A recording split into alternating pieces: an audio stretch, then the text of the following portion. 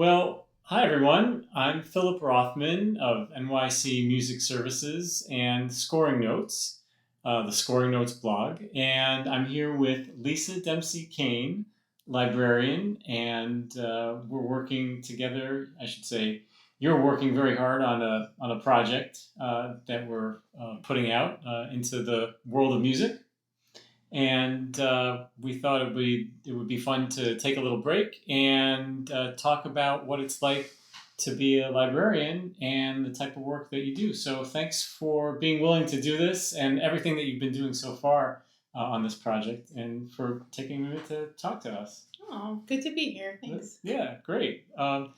It's funny. I always tell music composers and music preparers that the librarian is your best friend. You guys are often the last person, literally like the last line of defense when the music, before it gets on the stands, before it gets into the hands of a musician, before it gets into the hands of the conductor. And you're often the last person to actually see something if it goes wrong, or to raise a red flag and make sure all the music's there. And it's interesting because librarians have one foot in the music preparation world, I would say, and also one foot in the music, like performing musician world. And I don't know how many other feet you have, but and yet it's a role that I think a lot of even professional musicians aren't, if even if they're aware of it, they're not even really understanding of what the role is and how important it is. So I was just wondering, like, how did you get into the business to begin with? Like, how did you even become aware of what a music librarian or an orchestra librarian is and does? I wasn't aware at all when I started. I was a professional violinist for 15 years. Well, a lot longer than that, but 15 years with the Chattanooga Symphony, and that's where I got into it. But before that, when I was at New World Symphony, I actually first noticed the librarian when Paul Beck was working there, and he was a friend of mine. I wanted to know what he was doing, and I'm so embarrassed, but up until then, I didn't even really notice the librarian. So that was, and he showed me a little of what he was doing, and Martha also showed me what she was doing there, and Martha Levine. yes, and I think I just kind of tucked it away for a while. Then I got a job in Chattanooga, and um, maybe about 10 years after working there, there was a little opening in their library, and I started helping out with bowings and started getting more and more involved in it. But I was also playing concertmaster part of the time there. It was really tricky to do the library and practice and do, also we were gigging and we had a string quartet, and it was so difficult to fit everything into the day, that by the end I would try to get all my practicing out of the way really quickly so I could do library for the rest of the day, because that's what I love doing. Really? And then I would, it would take over my day. But I loved that I could see my big stack of work at the end of the day. Like, this is what I did. And then with practicing, sometimes it wasn't so good the next day, even. So you would spend hours, and then the next day might be worse. So with library, it was tangible It was evidence. tangible. Yeah. Yeah, you could actually see the work product at the end of the day. Yeah. That's interesting, though, because we do see, especially in some of the smaller orchestras, a performing musician also double as the librarian, but rarely the concertmaster. You said you were the concertmaster and the librarian, so you were doing your own bowing, so to speak. And yes, and Yeah. I'm sure there are other orchestras. I don't know a lot of other orchestras that have that set up. I'm sure there are some, but one of the challenges I found was if I, had to put out a score, and then I would have to come backstage, grab my violin, go back out to tune, and then hope there's not any sort of solo at the beginning of the piece, because you're out of breath at that point, just running back and forth and getting everything settled in. But it was great to do my own bowing. Sometimes I would do the bowings for the whole quintet and didn't realize at the time that I was creating a skill that I use constantly. So can you talk about that a little bit? I mean, that's something that I think is one of the quintessential librarian skills. And I was actually explaining it to someone else who wasn't a musician the other night, the role of bowings and putting in the bowings, and how each orchestra might want to have their own bowings, and sometimes they rely on other orchestras' bowings, and it's actually a big part of the job. It is. I mean, in Chattanooga, I would also make up some of the bowings, and I think that's what I Mm, was referring to. I Just see. that I Right. would create them, and now I can still use that. Sometimes, in the library, to if I need to bow something really quickly, and I there are no principles or something like that. Hmm. But um, I think sometimes you can use a professional orchestra will often just keep reusing the same bowings. Hmm. Sometimes they'll come from a conductor. An incoming conductor might send his bowings ahead of time. That can be tricky because do you want to take your orchestra set? Do you want to overhaul it with the conductor's bowings, or do you just create a second set? You create a second set Sure. with the new bowings, and then maybe you can store that in your library as another option someday. What would you advise composers who are writing new music to do regarding bowings? What should they do when they create a new piece and you get a clean set of parts? Should they put the bowings in? Should they leave them out? What should they do? I think unless you're a really accomplished string player, maybe it's don't put in printed bowings. I don't think it usually. Hmm. I think it's okay just to leave them unbowed and leave it up to the orchestra. But then if you do get something, you can ask for masters after your reading or something like that. That's valuable stuff. To be able to keep those bowings and have professional bowings are nice. But printed in, I don't think is really necessary. Right. You know. Okay. That's good to know. So going back, when was the point at which you became a full-time professional librarian? Was there a tipping point? Was there a transition? Was there like a moment that you were like, yeah, this is it? Or, I was offered a job in New Orleans with the Louisiana yeah, Philharmonic, and I just did it. I just did a clean break. right. Just left my job in Chattanooga mid-season actually, and started in New Orleans. That's not to say I stopped playing because I still play, and would sub And you with still New Orleans. play now? Yeah. Hmm. Okay. Yeah, but it just wasn't full time, and it was so nice because I could really enjoy playing Yeah. and enjoy performing in the orchestra and not um, and just not have that pressure, on me all the time. It Hmm. really gave me just a whole new perspective on playing. So, Right. So tell me what it's like working at Juilliard, which is an educational institution as opposed to a professional orchestra. first, I did want to say when I first started that job, I thought it was going to be really different working in a school as opposed to professional orchestra. And I was really surprised to find out that it's not. What I do in the library is exactly the same. The Uh-huh. clientele is sometimes a little younger, but everything is exactly the same. And I also thought there would be a lot of lost music and all kinds of issues, and there really aren't. The students are really responsible, and so nothing really changed in that regard. Huh. What did change is we have a lot of help there. There's so much going on at Juilliard, and we have 10 to 12 wonderful work study students, and it's a real joy to be able to show them what we do in the library and to hear their questions and it kind of just brings me back to when I was starting, and kind of just work them through the whole process of showing them what the library does and to see how excited they are. You can put yourself in their shoes and you Yeah, remember what that was like when you were a student. yeah, Uh-huh. yeah. So, was Juilliard your first educational institution that you worked at, or had you worked at other universities or conservatories before that? Full time Juilliard is my first. I Mhm. did work at Aspen for six summers, I think. Okay. So it's The Aspen similar. Music Festival in school. Yes. Yeah. Right. Yeah, and it is similar, I guess, to Juilliard in a lot of ways. Mhm. Just a mix of incredible students and world class faculty. A lot of the same faculty actually between Aspen and Juilliard. Okay. So.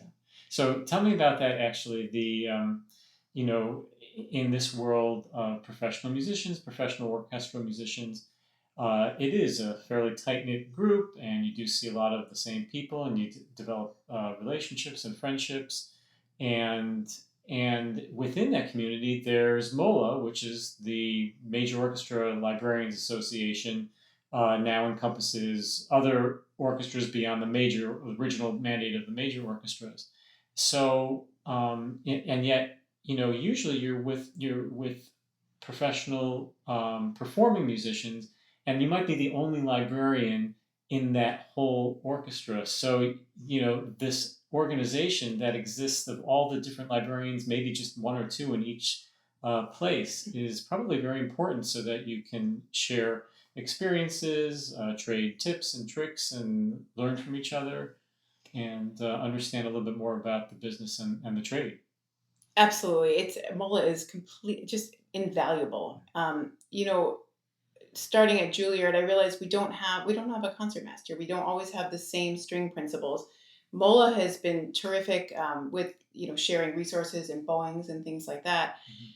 But it's so great to be in touch with my colleagues. Often it's by text or something like, "Hey, I need this," or "I need this," but it's kind of a give and take, Right. and I love that. It's like, I love to help out colleagues who I know are in a bind. Juilliard has an incredible library, so often we have what people need. Right. But it's also great, it's also great to know that I can have bowings from New York Philharmonic. I can be able to tell the orchestra, or these are from the Met, or these are world class bowings that I can share with you, and that's nice too. That's really nice. It's interesting because you're talking about some of these skills and these practices that have been handed down from each librarian, each person to the next, and there's very much an analog component to it, and very much there's a tradition to it, and yet here we are in the 21st century, and we're fully in the digital age, and I was curious as someone who's probably straddling both those worlds on a regular basis, what are you seeing in terms of developments, in terms of technology? What tech do you use? Obviously, on the blog, on Scoring Notes, we cover the intersection of music notation and technology. So I'm keenly interested in what you see on the ground, where you see things going. Juilliard is interested in moving toward iPads, but we're not. We're just kind of exploring it right now. Mhm. Maybe with some of our smaller chamber groups. Okay. Probably not quite ready for the whole orchestra yet. And we're just kind of looking at the different software or the different devices out there to see what could work for us. Mhm. But definitely still in the educational phase of that. Okay. But it's still the Juilliard School, and we would love to be a pioneer with that. hmm Um, So you're talking about performing from tablets, performing from iPads. What about preparing music, even if it's ultimately going to be printed? So do you use any notation software yourself? Do you use any other software to manipulate files? Anything that goes on behind the scenes that helps you get the music on the stands? yeah, we use now we have Acrobat DC, which we use all day long. Uh-huh. That's what for everything for prepping all of the music. I would say hmm we do scan everything at Juilliard to have backups hmm just in case. So Acrobat comes in handy. Do a lot of Photoshop, especially we have 2 times a year we have auditions for almost all instruments. So we're constantly making excerpts. Um, that's where we are. And Yeah. would you say that that's fairly typical for a lot of librarians, where most of the day-to-day work is in the image manipulation, where they're working with Acrobat or Photoshop or something similar, so that they're trying to work with music that already exists, as opposed to the we would consider in like a music copying job. Like there's a role for a music copyist separate from a librarian in many respects. I think so. hmm Yeah. I hmm mean, it's not as common in our library. At Juilliard, not very common at all that we hmm would need to engrave something. I mean, it is just manipulating. You're right. Right, Yeah. right. Can you think of any stories, either good, bad, or otherwise, of music that has come in and you've either been really pleased and it's worked really, really well from a music preparation perspective, or something, and obviously you can use pseudonyms or no names at all, of something that maybe didn't work out so well, and any advice that you could perhaps share? Sometimes we'll get a set of parts from a composer in at Juilliard that has just you can tell that they have just looked at every single detail. Every page turn is worked out. Just the size is perfect. They've really they know they've asked about our page sizes in the library, what we're going to print to, and you can tell that they've actually gone through each page of every part, and there's nothing to do but print it. And it doesn't always happen, but when it does, it's such a pleasure. Mhm. And other times, there's a real back and forth. If the font, if it's too small on the page, it's not going to be a good reading. Everyone's going to be unhappy, and you can only tell the composer so many times this is too small, and eventually we'll just put it out. Let's see what happens. And it's not a great experience for the players because they're straining to see, or there's a gigantic margin or something. So sometimes I think at a certain point you just let it go and let it be a learning experience. Right. Yeah, we all learn from our mistakes. Yeah. But at the same time, if that's something it sounds like the communication aspect, the ones that are the better communicators, that are proactive, asking questions, I'm sure you're always able and willing to be available and help anyone, because it's going to make your life easier. It's going to make the I mean, you would say the ones that are prepared better generally probably have better performances and better rehearsals.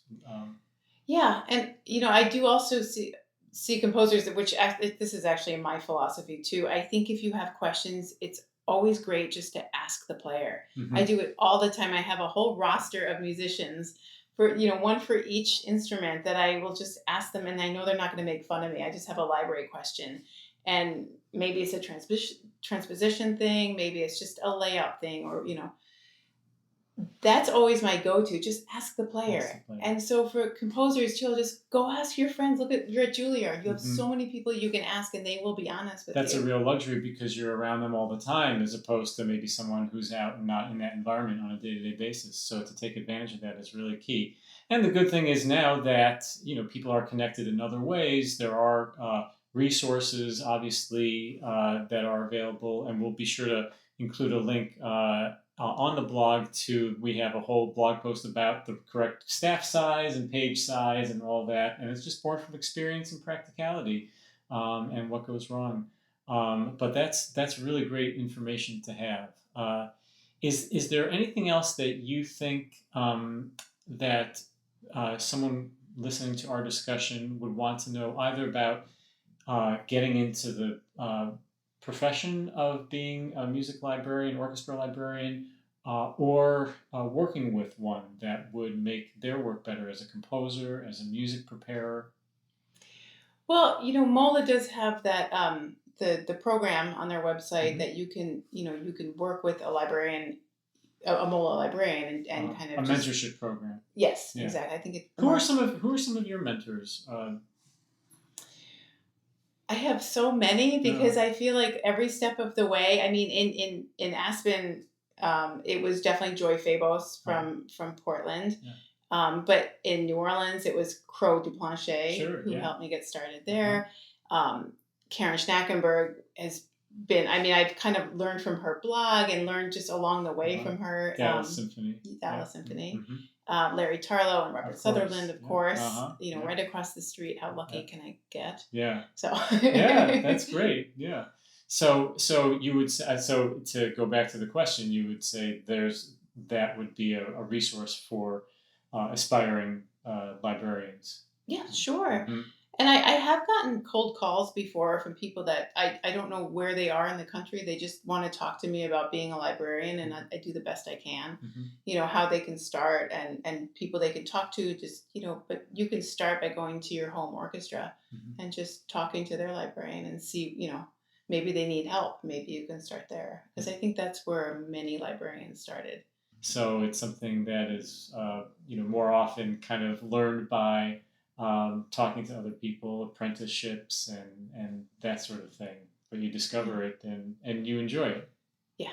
Yeah. I love it. That's great. That's great. Well, Lisa, I'm so appreciative that you took a little bit of time to talk to me and talk to the blog viewers and people watching, and also for helping out with this major project that we're working on. So we'll let you get back to work, and hopefully we'll talk again sometime soon. Great. Thanks. Okay. Thanks.